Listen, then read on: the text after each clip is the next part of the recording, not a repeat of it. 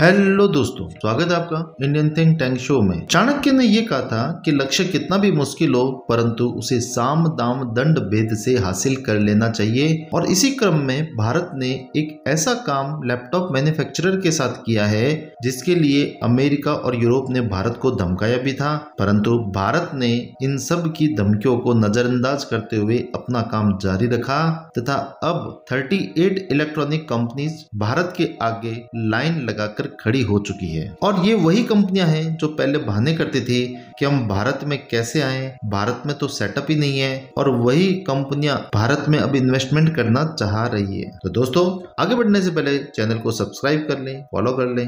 भारत में जो laptop, tablet आदि यूज होते हैं वह यूएसए के ब्रांड होते हैं, परंतु उसकी ज्यादातर मैन्युफैक्चरिंग चीन, सिंगापुर, ताइवान यहाँ होती है। तो इस कारण भारत इस मामले में लगभग 75% तक दूसरे देशों पर ही निर्भर था। तो भारत ने 2021 में इस मामले में आत्मनिर्भर बनने के लिए PLI 1 स्कीम निकाली, जिससे विदेशी कंपनियां भारत आकर अपना प्रोडक्शन करे, परंतु उसमें एक भी बड़े लैपटॉप मैन्युफैक्चरर ने हिस्सा नहीं लिया। और भारत ने फिर 2022 में PLI 2 स्कीम निकाली और इसमें भी कुछ खास देखने को नहीं मिला। तब भारत को यह समझ आया कि भय बिन प्रीत न होए, और इसी क्रम में भारत ने कड़ा स्टेप लेते हुए लैपटॉप के इंपोर्ट पर ही रिस्ट्रिक्शंस लगा दिया। और वह रिस्ट्रिक्शंस ये था कि जो भी कंपनी भारत के अंदर लैपटॉप या टैबलेट या अन्य कोई उपकरण इंपोर्ट करेंगे तो उन्हें एक नए तरीके से लाइसेंस की जरूरत पड़ेगी। और भारत का ये कहना था कि हम इसे मॉनिटरिंग और कंट्रोल पर्पज से ऐसा कर रहे हैं। अब इस बात के लिए सबसे ज्यादा विरोध अमेरिका के बड़े बड़े ब्रांड्स जैसे डेल, HP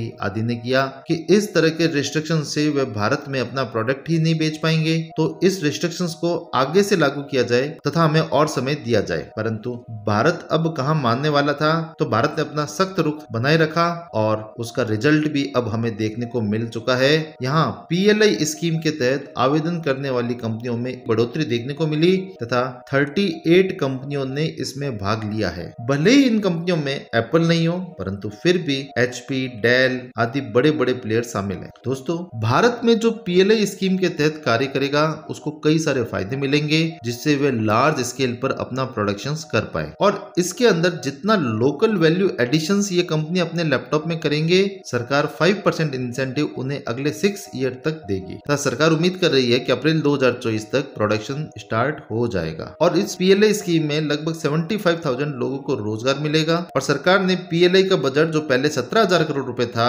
उसे अब 22,880 करोड़ रुपए कर दिया है तथा सरकार अनुमान लगा रही है कि भविष्य में भारत के अंदर 3,35,000 करोड़ का प्रोडक्शन होने लग जाएगा। तो जब इतने लेवल पर भारत में प्रोडक्शन होगा तो वो चीन में तो होगा नहीं। तो भारत के इन सब प्रयासों से अमेरिका व चीन की चीखें निकलने लग गई। हालांकि इसमें चीन को ज्यादा समस्या हो रही है, क्योंकि जितना प्रोडक्शन भारत में ज्यादा होगा उतना चीन के अंदर प्रोडक्शन होना कम हो जाएगा। और चीन की इकोनॉमी तो वैसे ही अभी डामाडोल कंडीशन में है और उस पर एक नया झटका लगने की और तैयारी हो चुकी है। और भारत अमेरिका को लगातार इस बात के लिए कन्विंस कर रहा है कि इससे अमेरिका व यूरोप को ही फायदा होगा, क्योंकि अभी वह सप्लाई चेन के लिए चीन पर ही निर्भर है और अमेरिका व यूरोप खुद सप्लाई चेन को दूसरे देशों में शिफ्ट करना चाह रहे हैं और भारत इसके लिए बेस्ट विकल्प है। आप सबके मन में ये प्रश्न उठेगा कि इससे भारत को क्या फायदा होगा। इससे भारत के अंदर जॉब बढ़ेंगे, इससे भारत के एक्सपोर्ट बढ़ेंगे, उससे भारत के फॉरेन रिजर्व भी साथ में बढ़ेंगे और भारत की GDP पर इसका जबरदस्त असर आने वाला है और भारत इस मामले में आत्मनिर्भर बन जाएगा। और भारत जितना ज्यादा आत्मनिर्भर होता जाएगा, इससे भविष्य के लिए संभावनाएं बन जाएगी कि भारत चीन के खिलाफ और ज्यादा सख्त कदम उठा पाएगा। आपको क्या लगता है दोस्तों, क्या भारत ऐसा कर पाएगा या नहीं? आप हमें कमेंट सेक्शन में बताएं। Thank you for watching this video.